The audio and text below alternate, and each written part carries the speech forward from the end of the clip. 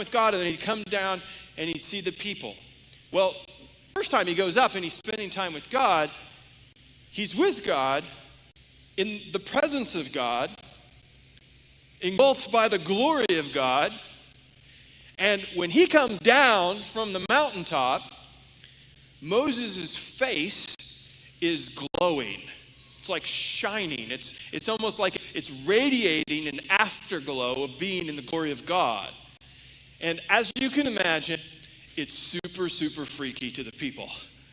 They're like, is that Moses? Why is he glowing? What's going on? Like, ah! And they're like scared of him. They're terrified because he's glowing. I mean, if you saw a person glowing, you'd be freaked out. Yes? Yes. And so what Moses does to solve this, conundrum is he puts veil over his face. He covers his face up, right? And so think about it, like the way a veil works. He's got his face covered, and when he's with people, he's covered so that he doesn't freak them out. Then whenever he would go up on the mountain, he would take the veil off, and he would be with God face to face. And then when he would go back down, veil back on.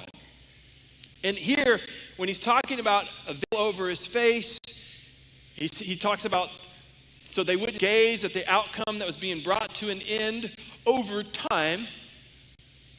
As Moses was experiencing God, the people became, at first they were like listening and trusting God, but over time they started to become hard-hearted towards God.